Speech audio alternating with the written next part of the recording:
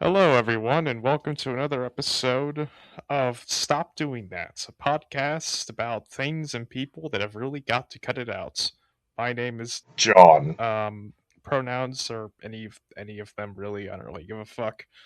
Andrea, this is my good friend Andrea is here. Hello.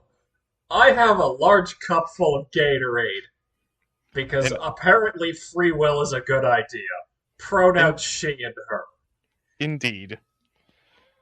So, Uh, as and, I and swiftly introducing third co-host of the podcast, Chuck the Cat. Chuck the Cat, do you have an intro? excellent, phenomenal, our wonderful little co-host.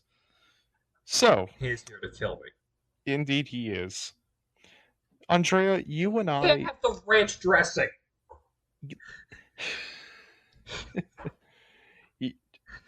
Anyways, Andrea, you and I both enjoy planes.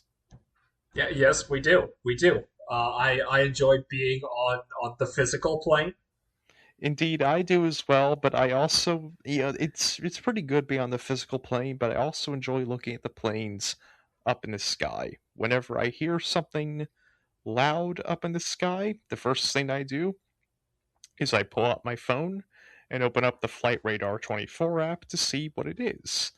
Usually it's a helicopter taking someone to the hospital. Sometimes it's that same KC 135 that flies around in circles above us for some reason. Oh Sometime. no, that one probably no longer exists anymore. It probably got blown up. Yeah, that is a good point.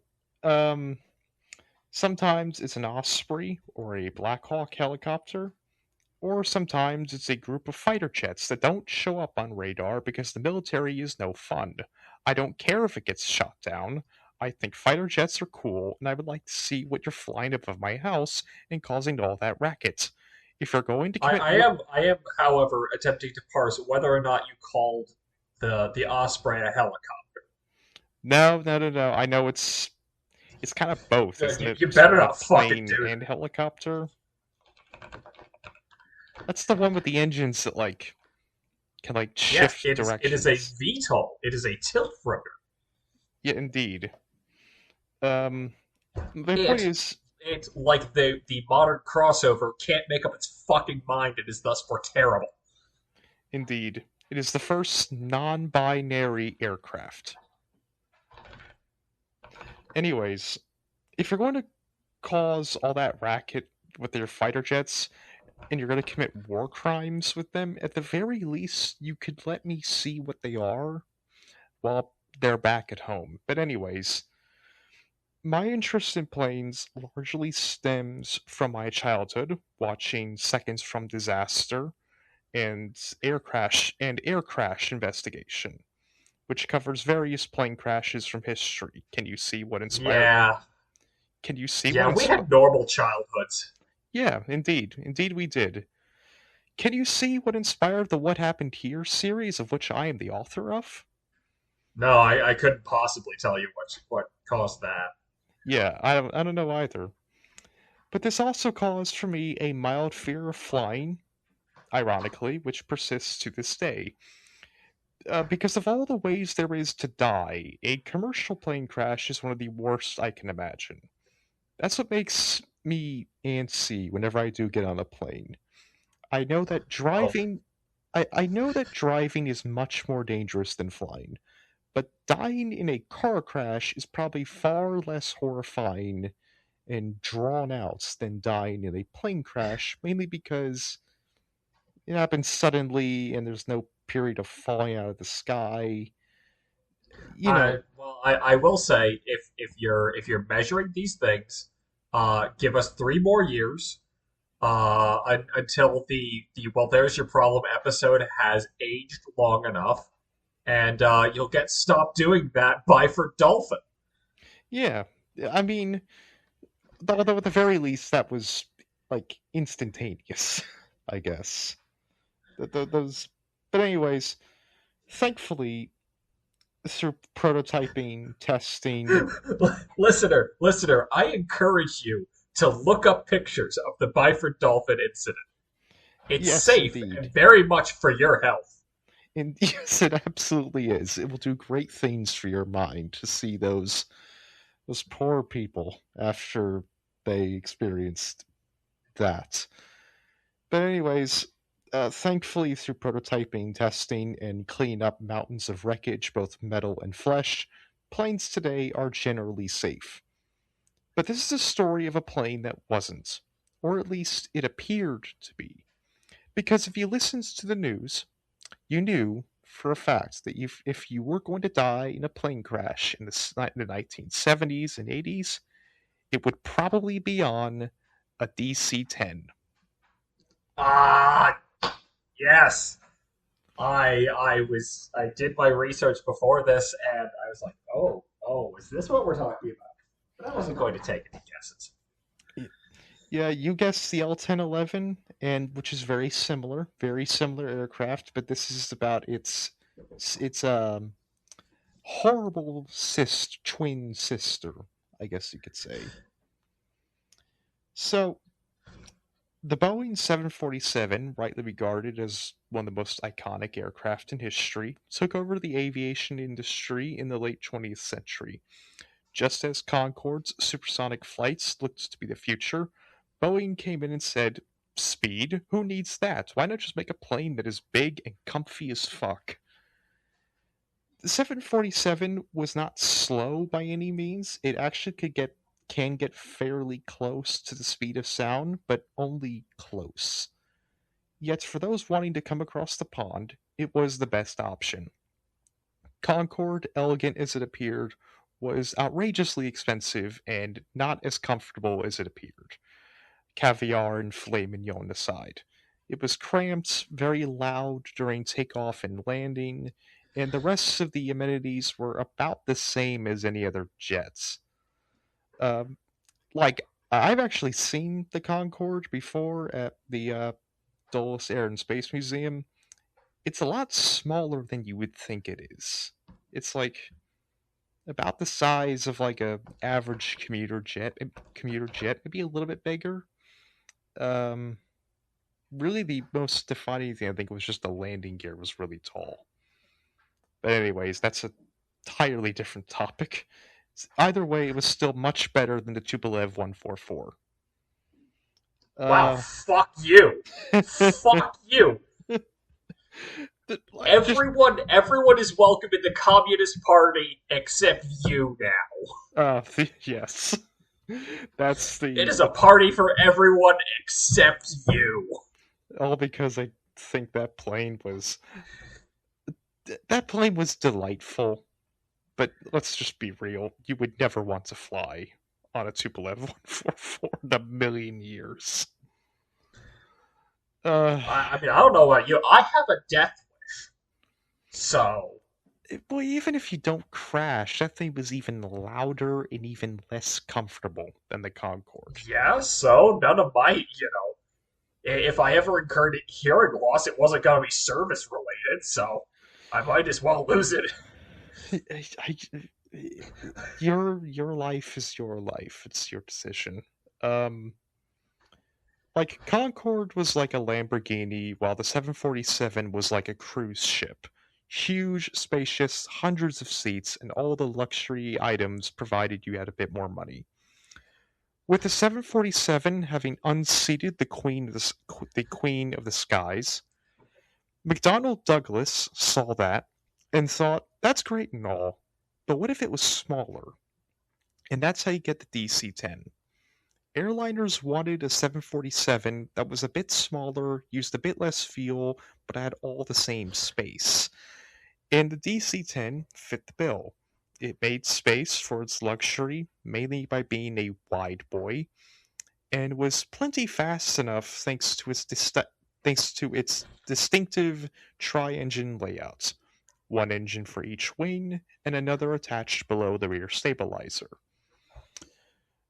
One key feature of this layout, particularly for intercontinental travel, is that the DC-10 could easily run on two engines, even on one engine for a brief period if it was necessary. It was just as much a safety feature as it was a bonus to make the plane a little bit faster. It was also necessary due to regulations, as twin-engine planes had to meet the 60-minute rule. Any twin-engine plane must be within 60 minutes of an airport in the event of an emergency. Obviously, the ocean has many places where there is no airport within 60 minutes. Um, I guess they maybe consider the water a runway. Some people have done that. As well, in a little bit of foreshadowing of our next episode, we will be briefly considering the water a runway. Oh boy. Anyways, the DC-10 was very similar to Lockheed's L-1011 TriStar, but the DC-10 promised to be even better than it and the 747. It used less fuel, it had a longer range than any twin-engine jet, and could fly any route, international and cross-continent. Airliners loved it, and the DC-10 sold out quickly and became a sensation. It went from an idea to in the air in just about 4 years. And that was the first. Uh, not not to flex any of my misunderstandings of engineering, but 4 years is Yeah, that's. it's not a long period. That's Yeah, your average Donald Trump presidency. yeah, and that was the first problem. Because it was done so quickly, corners were cut and things were rushed. Like a They. Donald Trump presidency. A bit like that, yeah, very similar. They had not just the 747 to compete with, but the TriStar too, as it came out at a similar time. And the TriStar had its benefits. It was comfortable, quiet, pilots liked how it handled. It was considered the most advanced aircraft in history, not named the Concorde.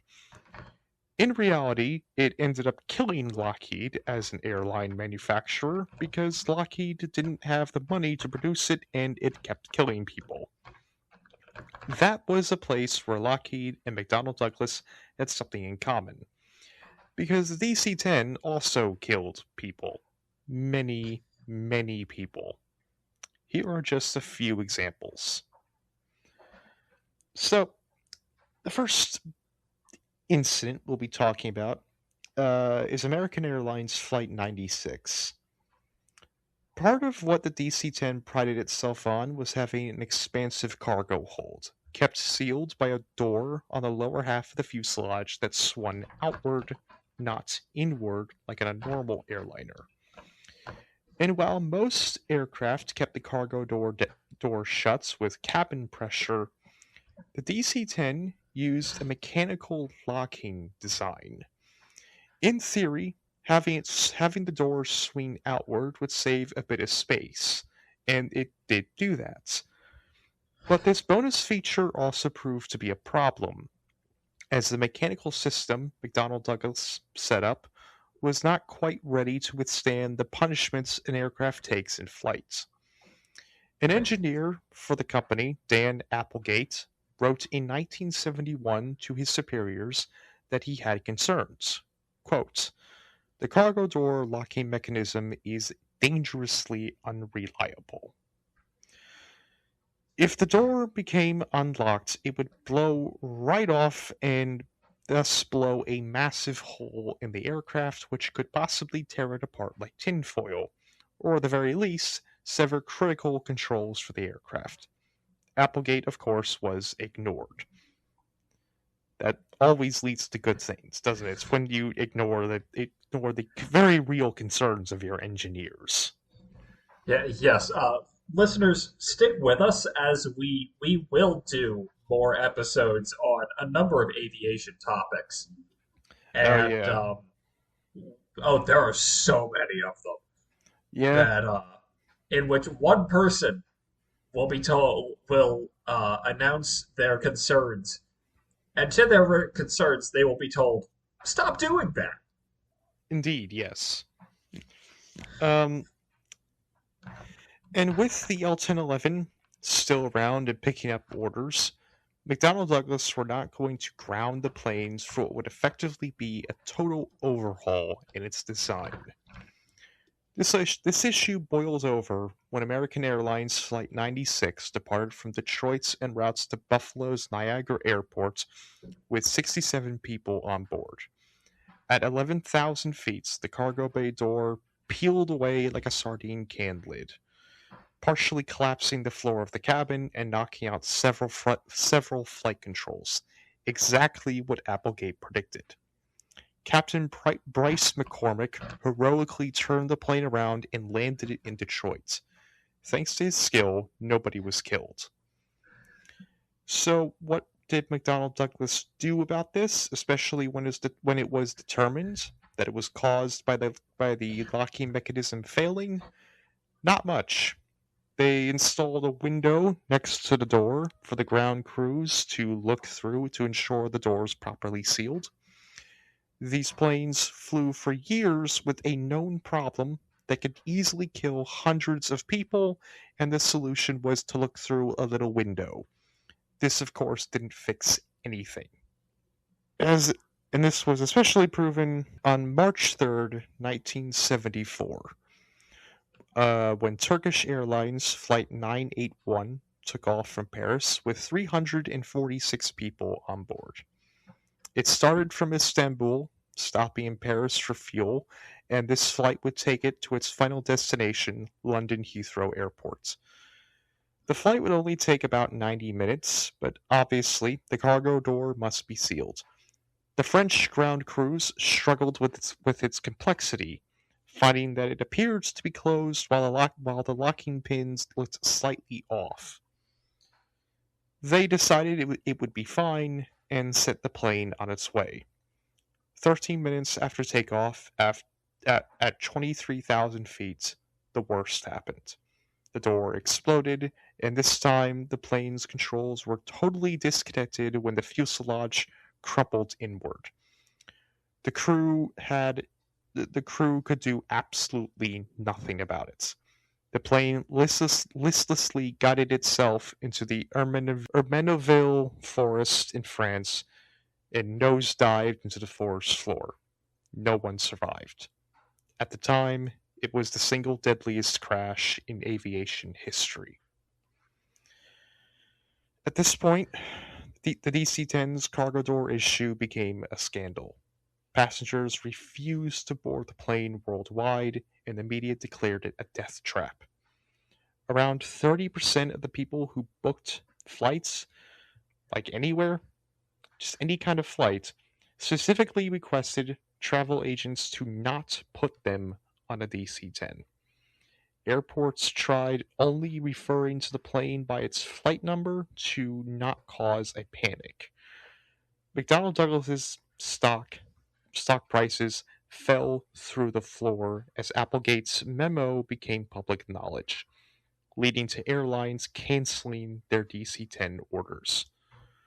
With no other choice, McDonnell Douglas redesigned the locking mechanism with redundant latches and a cockpit warning system for the cargo doors. This fixed the problem, but the reputation the plane had gained could not be dispelled. And with each crash, it just got worse. On March 25th, 1979, American Airlines Flight 191 was set to take off from Chicago O'Hare and land in Los Angeles with 271 passengers and crew. It was a Friday afternoon and the skies were absolutely perfect for flying. The crew were experienced both in flying and with the DC-10. At 3:04 p.m., the crew pushed the throttle forward and catapulted to V1, decision speed. At this point, if something happens, the plane must lift off. There's not enough runway to stop. While rotating, the left wing's engine completely disconnected, flew over the top of the wing, and crashed down onto the runway. On I board, sorry, go I ahead. recall something very similar happening rather recently. We'll get to that. We'll get to that. Don't you worry. We will talk about the MD-11. Wait, oh, We will talk a bit about the MD-11. Um, on board, there was a jolt, and the crew's electrical systems went down. The captain tried to push the plane higher so they could come back around and land. Onlookers watched as the plane climbed, but then rolled over and pointed towards the ground. One man even snapped a few pictures of the jet as it careened out of control.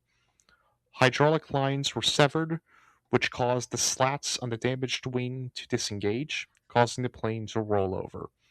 And by forcing the plane to climb with inadequate airspeed, it stalled. 31 seconds after the engine broke away, the plane slammed down onto a hangar at the edge of the airport, instantly killing everyone on board, along with two workers in the hangar. It came mere feet from hitting a trailer park, which could have killed hundreds more.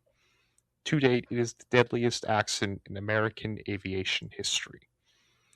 To make things worse, a screen was in the cabin that connected to a camera at the front of the plane.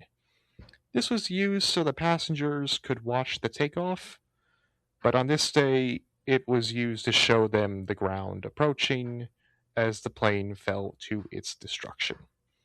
For obvious reasons, all airlines removed this from all planes going forward because fuck that. I was going to say this would be the incident in which all of the airlines said, "Let's stop doing that." Indeed, yeah, that maybe we shouldn't show the passengers exactly when they are going to die. That is God. That is why I do have that fear because of that kind of experience. The investigation was difficult due to the immense pressure from airlines to figure out what happened, as well as just the dynamics of the crash. For instance, because the cockpit voice recorder was powered by the engines, when one of them fell off the plane, the recorder died. The last thing they heard was someone in the crew say, damn, probably when the plane jolted, and that was it. The flight data recorder also revealed pretty much nothing. As the investigation dragged on, the FAA grounded every American DC-10 in a stunning move that left McDonnell Douglas shattered. Foreign DC-10s were also banned from entering U.S. airspace. This, of course, put even more pressure on the investigators to get the job done, which they eventually did. The disaster occurred thanks to shoddy maintenance. 8 weeks before the crash, the engine that fell off was detached to have work done, then reattached with a basic forklift like it was Lego, essentially. Which and this was not standard procedure, whether they were forklift certified or not. The normal way to detach and reattach the engine took 24 hours due to all the connections between it and the pylon, which is the thing that connects the engine to the wing, that had to be properly undone and reset. To save time, the forklift was used to remove and reconnect the engine, still attached to the pylon, which is connected to the wing by just some basic joints and screws. Again, essentially like it's Lego. Using only a forklift, this was not easy, leading to joints banging against each other, causing cracks and dents. Sure enough, a dent was found in the joint of American Airlines 191. When the engine was haphazardly reattached 8 weeks earlier, the joint was damaged and just happens to fail on the runway of Chicago O'Hare due to the stress of takeoff. Eight more DC-10s would be found to have similar levels of damage. The investigation also showed that the plane could have been saved by the pilots. The plane crashed because it stalled while it rolled. And if the stall warning system had gone off, which is the stick shaking in their hands, the pilots would have been able to correct for it. But the hydraulic lines that were severed only affected the slots, and the plane could fly on two engines, even one if necessary. So while it would have been tricky, they could have saved the plane still. Not all of the Yeah, hydraulic. I was kind of to I when you said that they made a move to turn around, I was very dubious of that because in that short amount of time, I mean, obviously you don't have enough space. Yeah, it would have been a tricky landing, certainly. Um, I I I am not a pilot, but I certainly my certain position is that I would have kept it in a straight line and yeah, tried to find the largest, clearest thing, which isn't hard if you're leaving Chicago. There's yeah, a lot of large, flat things in Illinois. there are definitely quite a lot of those. The thing is, guess what the stall warning system was connected to? The engine that was detached from the plane. They couldn't I see that the engine was entirely gone, so they likely assumed that the engine had just shut down, which called for gaining altitude in case a second engine failed. But in this case, gaining altitude was the last thing they should have done.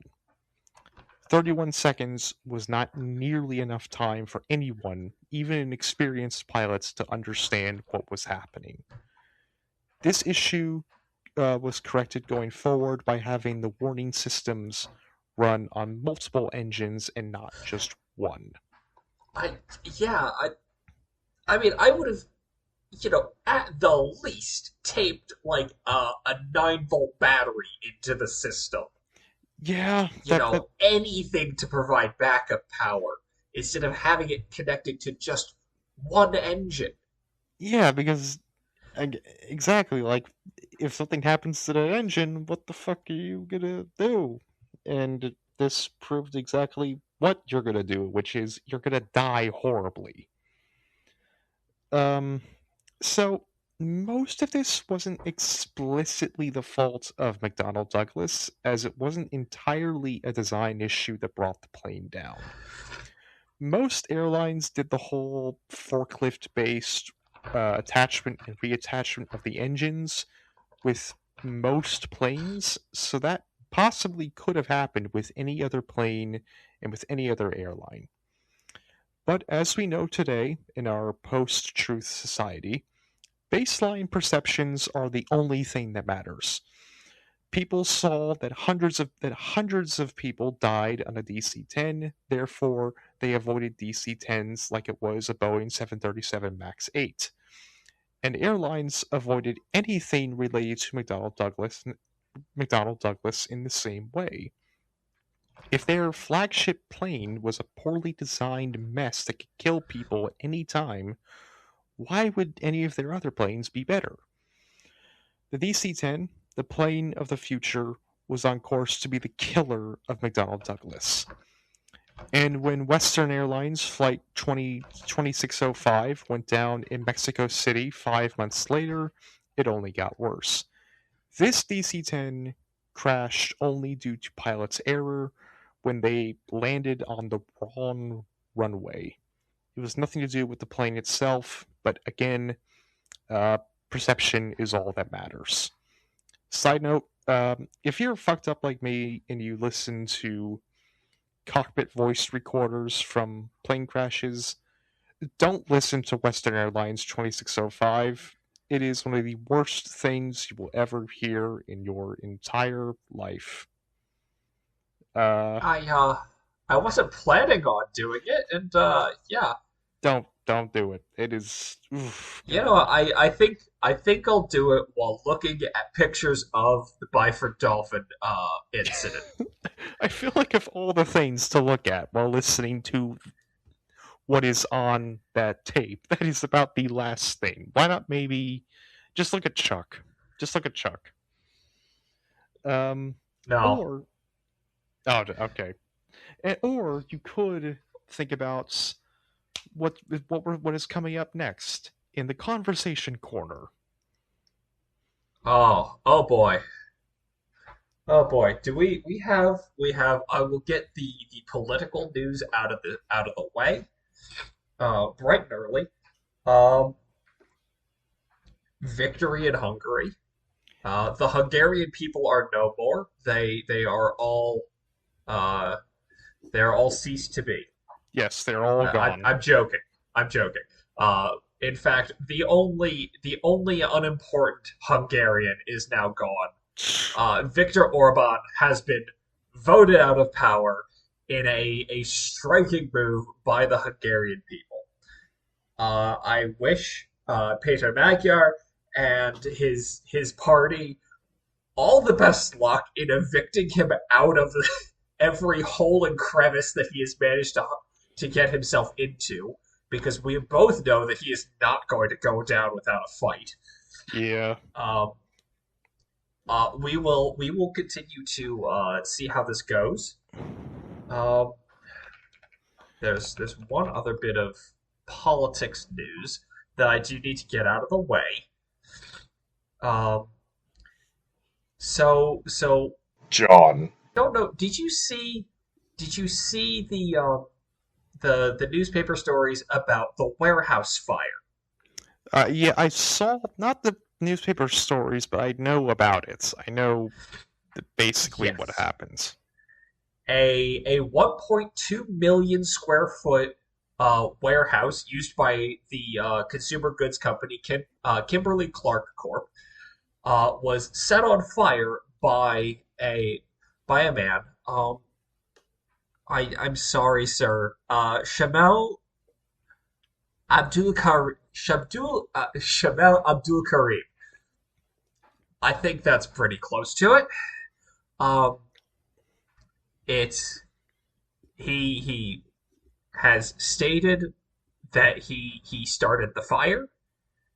Um, and Wasn't it because of like poor pay or something like that? yes, I was going to say in relation to our last episode.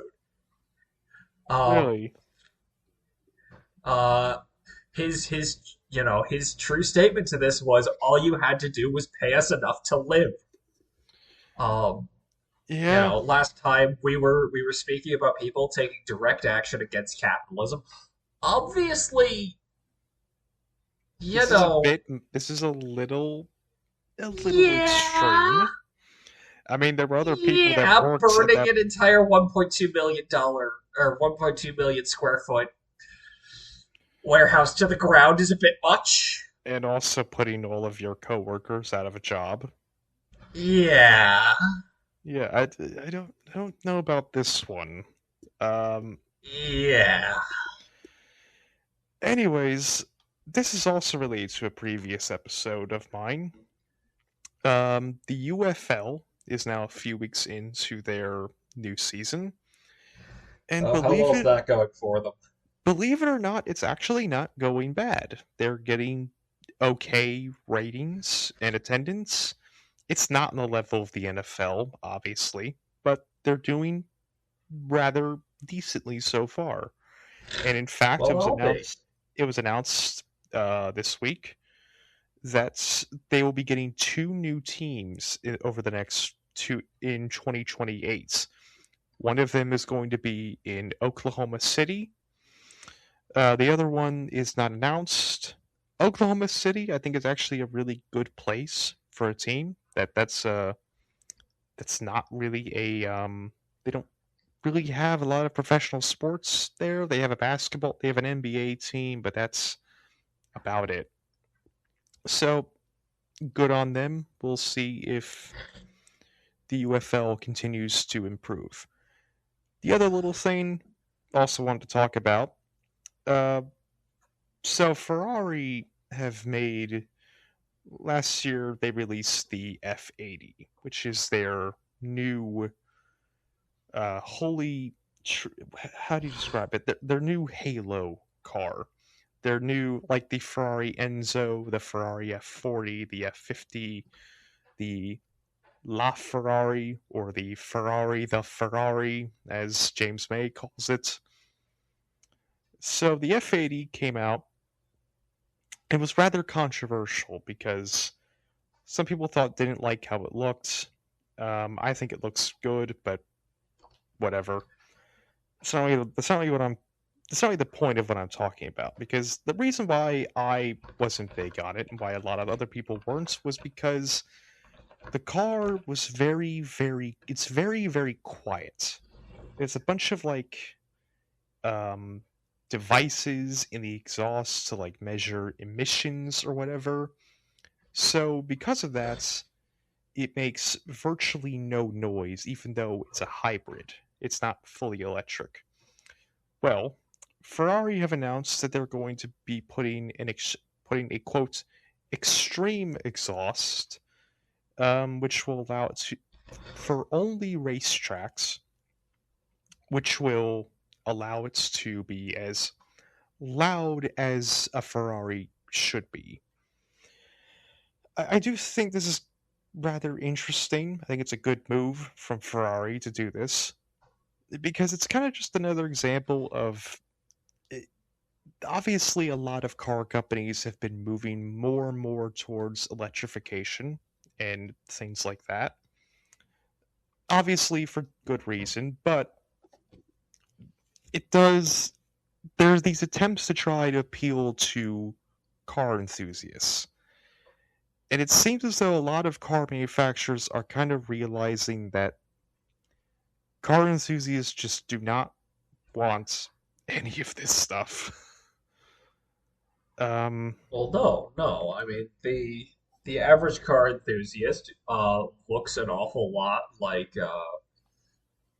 Jeremy Clarkson, and complains about the fact that Margaret Thatcher is dead and that that's a bad thing. So, yeah, but they seem to. It is just sort of interesting watching them kind of because one episode that I will be doing rather soon will be kind of about this.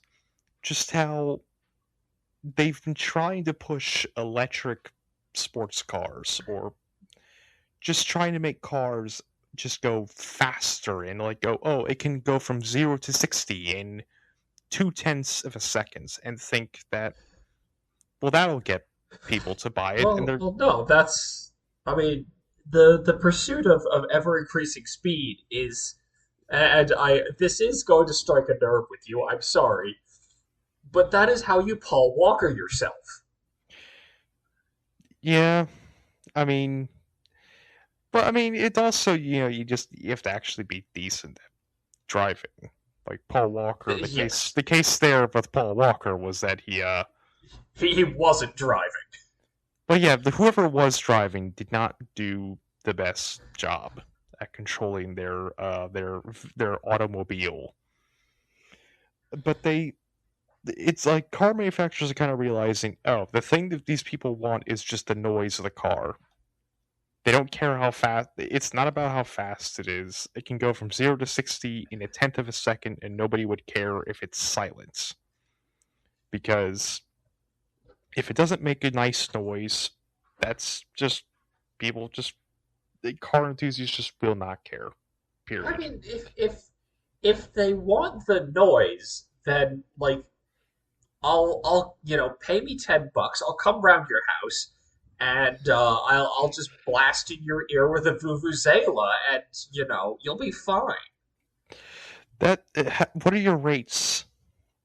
Uh, Like I said, $10. It doesn't matter. Ten yeah. bucks, you give me a soda out of the fridge, and Uh, I'll do it for an hour. okay. Yeah. I'll take you. I'll keep that in mind just for the future. Anyways, that's the end of the conversation corner, and back to the horrible We will now story accelerate rapidly out of the conversation corner. and into the ground. Um. Anyways, on November 28th, 1979, only months after the catastrophe in Chicago, Air New Zealand Flight 901 was set to take 237 passengers and crew. Well, no, actually, no, 237 passengers and 20 crew members for a sightseeing flight over Antarctica. Slightly different from normal flights with a takeoff and landing for a vacation, these flights offered passengers one thing: a view of the frozen wasteland that kills you if you go outside. Obviously, these flights were exceptionally popular, and they were not that expensive for what they were, only about 275 New Zealand dollars, which roundabout would be about 1,000 US dollars today. Which, yeah, that's not terrible, I think. Yeah, I don't think if I could have, if I were going to New Zealand and I had that kind of money, I probably would do this. Um, these flights were, Speaking as a girl who has been to New Zealand, I did not do this. I spent my entire time on mountains. yes, you did, and you also got little Jeffy. Yeah, he exists in one of my drawers somewhere. His knees melted from being in the car too long. Oh, poor thing. Yeah, that's what a toy. That's what the Toyota Venza does to you. Um, Hey, that car was perfectly fine until the mechanics fucked it up. it was perfectly fine until it wasn't. Yeah, Anyways, just like my 2019 Subaru was perfectly fine until it wasn't. I mean, yes, but that Both wasn't times that it has wasn't not been my fault. well, yes, but the Subaru, that wasn't a mechanical failure. That was a man making a very poor decision on the road behind you. Um, or whatever it was that caused the crash. One of the it was. I'm assuming it was someone doing something stupid. Yes, it was actually two people. Even better, two people behind you doing Get on with the something. story. All right. So these flights went on for over 10 hours, and had all the amenities of a flight of that distance could provide, along with an expert who could tell the ladies and gentlemen and non binary passengers about the glorious snowy landscape below. People came from all over the world to go on this flight. Honestly, again, if I were going to New Zealand, given this isn't really that expensive, I would do it too. The pilots, Captain Jim Collins and First Officer Greg Casson, were experienced pilots, but not when it came to these Antarctic expeditions. They had prepared for it, but this would be a somewhat of a trial by fire. This was their first time doing it. Part of this journey would take them to Mount Erebus, one of the largest volcanoes on the Oh, continent. oh no! Now I know this one. Yeah, Oh no! but a change had been made that instead. So I should stress, they weren't supposed to go to Mount Erebus. A change had been made that would send them over McMurdo Sound. The first part of the flight was normal, and communications were maintained with the McMurdo station and Williams Field. But at 12:49, communications with the plane suddenly dropped off and were not reestablished. The US Navy launched a search 2 hours later, and the plane never landed in Christchurch, New Zealand, as scheduled. The next morning, a search party found the shattered and scattered remains of Flight 901 on the side of Mount Erebus, where they remain to this day. Even if anyone survived the initial crash, they stood no chance in the elements. It would be determined that pilot error caused the crash when they descended to get a better view of Mount Erebus and didn't realize just how low they were.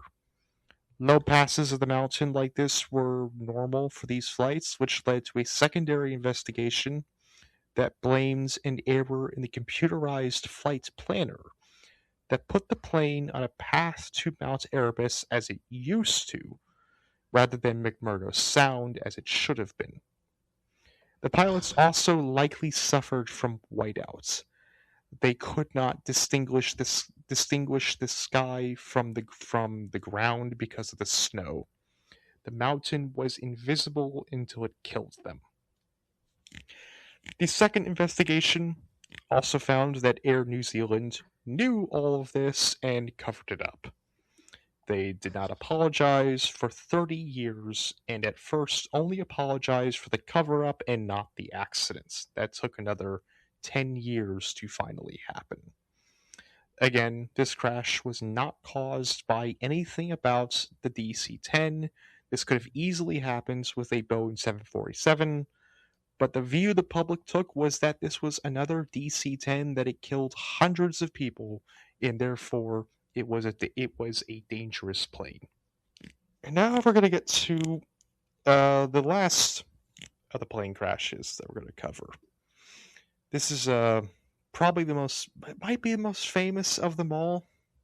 I think you might actually know about this one because it's very well known. On July 19th, 1989, United Airlines Flight 232 took off from Denver for a routine trip to Chicago O'Hare. A relatively short flight for the DC 10, but it was mostly full in the cabin. The skies were clear, and the plane was being guided by two ex fighter pilots because that's the only way to become a pilot in the modern age. You have to go through the military. Trust me, I have looked into it. Unless you're obscenely wealthy, the military is your only way. Yeah, it's one of the more frustrating things. Anyways, these pilots were First Officer Bill Records and Captain Al Haynes. 52 of the 285 passengers on this day tragically were children. July 19th was Children's Day for United Airlines, with ticket prices for kids reduced to a singular penny. Also a passenger was Denny Fitch, a United Airlines pilot and DC 10 flight instructor. He would become a vital member of the crew when an explosion rocked the DC 10, bucking it like a bowl filled with steroids. Records shut the autopilot down, and Haynes sawed at the yoke. There was absolutely no warning, and the plane shook so violently the pilots couldn't read the instruments without pressing their face into the dials.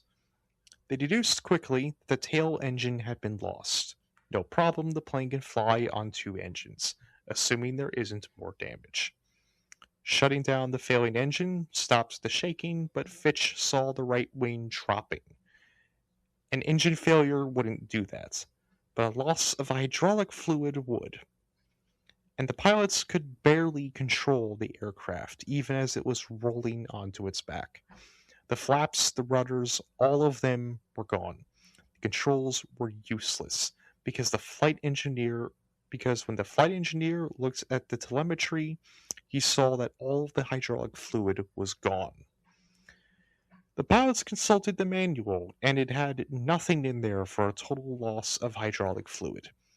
The DC-10 had Is backup reservoirs for hydraulic fluid, and these were also drained.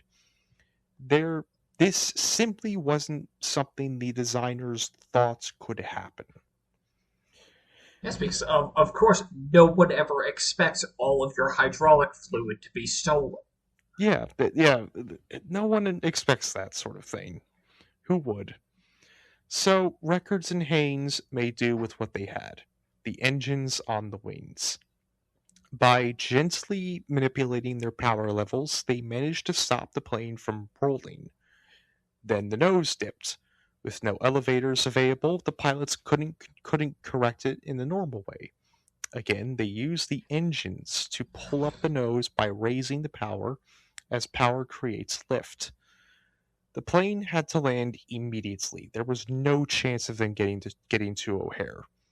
They chose Sioux City and kept using the engines to keep the plane level. The plane went up and down like a roller coaster, threatening to stall 1 minute and smashing to the ground the next. If they kept falling, they wouldn't make it to Sioux City at all. They also had to turn left to get on course to Sioux City, but the plane only wanted to go right. So what they did was they let it loop around, then carefully alternated power to the engines to straighten out their flight path. They're adjusting the throttle stick each time by maybe an inch, if even that. The pilots were told about Denny Fitch, who offered his services, and they immediately agreed to let him into the cockpit to try and help. Upon seeing all the hydraulics were lost, Denny believed that this was the end. He asked Haynes what he could do, and he was tasked with keeping the throttle steady while they and the flight attendants prepared for an emergency landing. The passengers knew something was wrong, but were not aware of just how wrong things had gone. Eventually, Sioux City was in sight. With no hydraulics, they had to use a manual backup system to lower the landing gear and use gravity to keep it in place. Since they're using the engines to control the plane, they can't reduce the throttle like they would during their descents.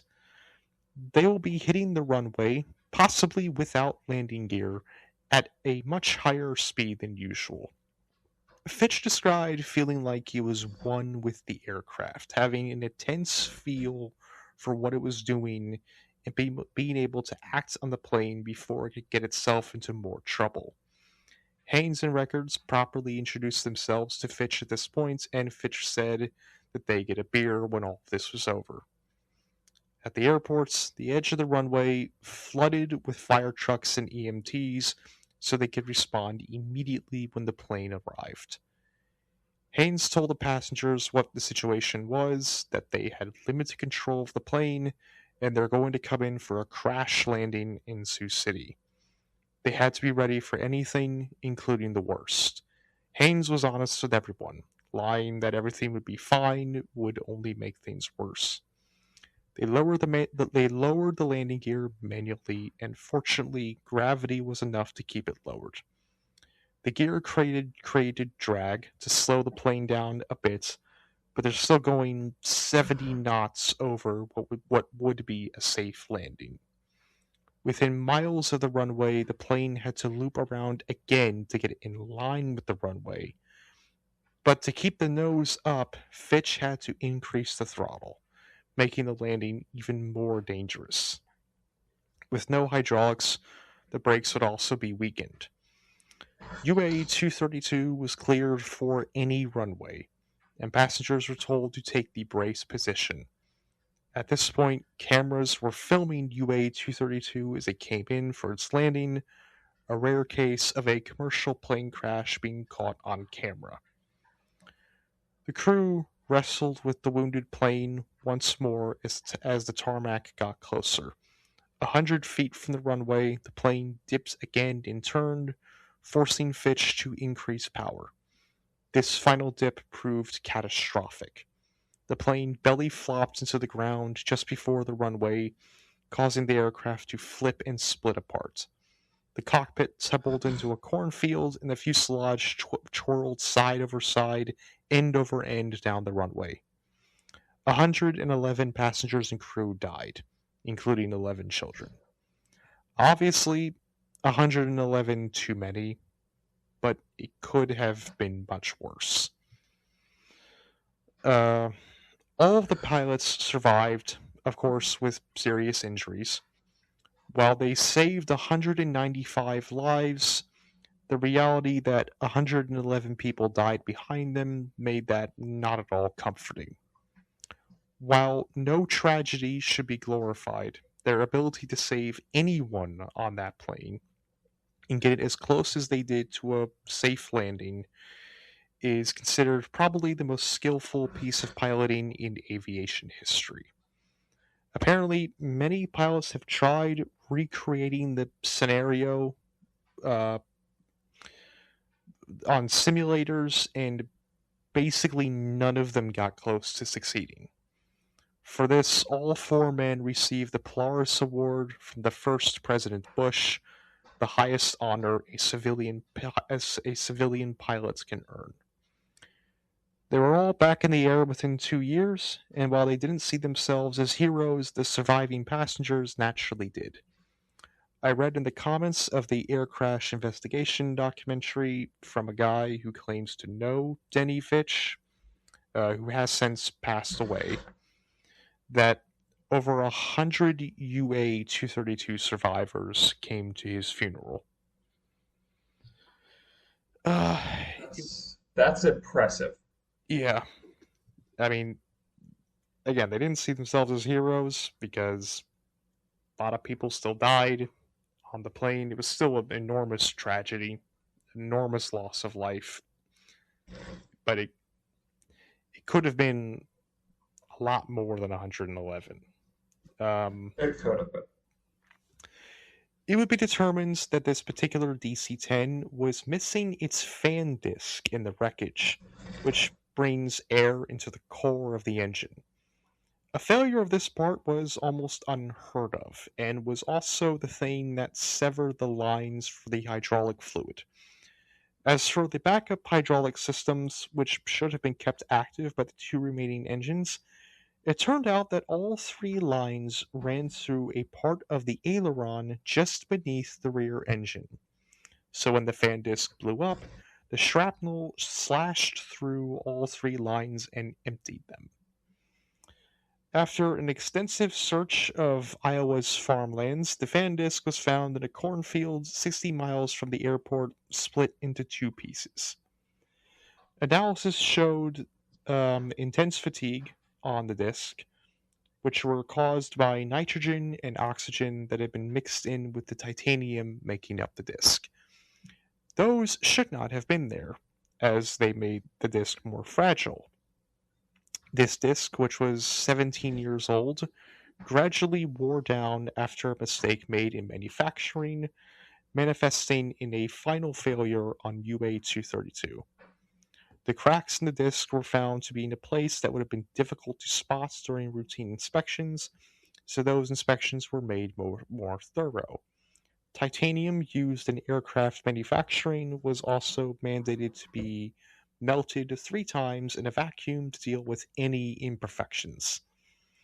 And more valves were added to the DC-10's hydraulic systems to seal any splits in the wires, which was something that I believe they also did after American Airlines 191. So those are the more notable incidents involving the DC-10. Some of them were caused by incompetence from McDonnell Douglas. Others were just bad luck and could have happened to any other plane. They were far from the only accidents involving the DC-10. In total, the plane would claim 1,261 lives across 55 accidents. That might sound like a horrific amount, and it is, but for reference, the supposedly safer Airbus A300, which is a similar plane, have been involved in 77 accidents, killing 1,133 people, according to Wikipedia. So it needs to be asked, was the DC 10 actually more dangerous, or was it just perceived as being more dangerous? I think, based on what I can tell, a lot of it is that several of the DC 10's worst accidents happened in the US. American Airlines 191, United 232, and so on, which makes them a lot more notable. The worst A300 accidents, for the most part, happened in Asia and Africa. The only big American crash of an A300 was American Airlines 587. No doubt the DC 10 had many issues early on, but in the cold world of statistics, the numbers are, for lack of a better term, fairly average. Sadly, though, this is sounded very, very cynical. People just don't care much about a plane crash in Egypt or China, because I think those airlines are viewed as being inferior for where they come from. Countries that don't have a lot of white people. I mean, experienced pilots. But America, the now former leader of the free world, if there's a plane crash there, that gets people's attention. I was going to say the the most recent like foreign airline disaster that like really captured news was, I believe it was an Air India flight that plowed into an apartment block. I think I remember And that one. yeah, and like again, the immediate point, like the immediate thing that was blamed was pilot incompetence. Yeah, there's definitely, I think, somewhat of a tendency of the media to say, well, it was in India. Surely their pilots are not as good as the American pilots. Um, and I think that's some of the reason why the DC-10 was seen as a lot more dangerous. Also, as a side note, a DC-10 was also involved in the crash of Air France Flight 4590, the Concorde that went down on a hotel just after taking off, killing 113 people. Just minutes before Concorde throttled up, a Continental Airlines DC-10 went down the same runway and a wear strip fell off the engine and onto the tarmac. This wear strip, which keeps the parts of the engine from moving around, had been improperly attached in Tel Aviv with an adhesive that wore down over time. The strip of metal was struck by Concorde's ultra high pressure tires, which burst, slamming debris into the fuel tank, starting a fire, and bringing down the supersonic wonder of the world. The crash more or I'm less. Go ahead. I'm not even gonna make a joke about the repair being done in Tel Aviv. I. Yeah, I'm going to be the bigger girl for that. yeah. This crash more or less ended Concorde, with it going out of service 3 years later and becoming a museum exhibition. This, of course, was not DC-10's fault. Concorde had design problems of its own, but still, it's another notch in the DC-10's horrible reputation. Eventually, though, the DC-10 lost its markets. Boeing's 767 and 777 and Airbus's A300 were twin engine planes that could fly the same routes with nearly as many passengers. With only two engines to fuel, uh, I don't know how they dealt with the 60-minute rule. I'm just going to assume that went away at some point. These planes were more fuel efficient, making the DC-10's third engine obsolete. And if you want a true jumbo jet, the enormous Airbus A380 has you covered. They've since even run the 747 out of town, as most of them have gone out of service, and the few left are used either for cargo or by alleged pedophiles in the American government. To try and keep up, McDonnell Douglas developed the MD-11 and launched it in 1990. It's basically the DC-10, but bigger and modernized. It also still killed people. The most high profile incident was in 1998 when Swissair Flight 111 went down off the coast of Newfoundland due to a fire caused by poor wiring in the in flight entertainment centers, which spread to the poor insulation of the plane, killing all 229 people on board. These entertainment centers were used for browsing the early internets, watching movies, and gambling. I was about to say, isn't this the one that involved gambling in the plane? But I couldn't be certain without double checking the facts of the case. So thank you for mentioning that. It's just something about the idea of a plane crashing and killing hundreds of people because some dude just had to, I don't know, play blackjack while he was flying. Well, It, look at it now. Look at it now. You can, with your smartphone, you can gamble on whether or not you'll make it to the other side of the ocean alive. that is true. You can do that. You can do that. So It's in a way, the spirit of Swiss Air hasn't left us. indeed it hasn't. I'm sure. Sure they'll be. I'm sure those people will be proud. Oh God. Anyways, only a year before that happens, McDonnell Douglas caved under the weight of the destruction left by the DC-10. They merged with Boeing, ending their chances of taking over commercial aviation. DC-10s continued with passenger carrying services until 2014, when a Bangladeshi airline retired their last one. By this point, it was found that the DC-10 made for a good cargo plane thanks to its large cargo hold, and FedEx got use out of it until 2021, when it was finally put to rest. Nowadays, the most use a DC-10 gets is the occasional wildfire dumping run. The MD-11. I was going to say, I recalled tri-jets being used for wildfire fighting. I think so, yeah. Yeah. And I can definitely see why they'd be good at that. The big cargo holds that can hold a lot of water. Um, the MD-11 also still got around as a cargo plane for UPS, but the end finally came in January 2026. As you'll all probably remember, just a few months ago, an MD-11 crashed outside a Louisville airport on takeoff, killing 15 people, 3 crew members, and 12 workers on the ground. The accident was frighteningly similar to American Airlines 191, with the left engine flying over the top of the wing, causing the plane to bank sharply and crash to an industrial park next to the airport. The investigation is ongoing as of this recording, so it is unknown if the crash had a similar cause to American Airlines 191.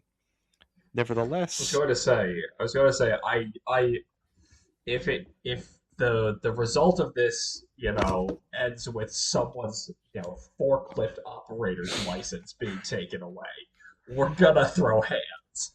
yeah, their forklifts are very useful for many, many, many things, like in Home Depot or at Walmart. For Or in aircraft, places that are not a big box store. yeah, or yeah, that too. Construction, not great for aircraft maintenance. Um, not. I wouldn't recommend it for that. Maybe for putting cargo in, but that's about it. So, nevertheless, the MD-11 was grounded by the NTSB, and UPS decided to just retire the fleet and be done with it. With that, the tri-jet era, for the most part, basically is at an end. And that's the story of the DC-10. The long, sad, horrible story of the DC-10. And in conclusion, don't ignore your engineers, I guess. Don't do that. Huh? What was that? I was very busy ignoring an engineer who's walked into my apartment. Understandable. They probably don't know what they're talking about. Like, what do they know? Like math or something? Uh, I know math. I mean, yeah. But like, Just don't ask me why I changed majors in college. yeah, exactly. Um, so Andrea, got any hints for our next episode? Certainly. For those of you who have listened through all of our episodes, you'll recall that in a previous one, I promised that we would cover a topic. So Really? we will be talking about sports, not just any sports, but dangerous sports, Oh and a group who yeah, does that. I So do join love us me next time. that. I do love me some dangerous sports. Um, Yes, perhaps we might even discuss a club dedicated to it. Indeed, maybe a club, maybe a club. Um, anyways, with that, I'm John. And I'm Andrea. and we'll catch you next time on Stop Doing That.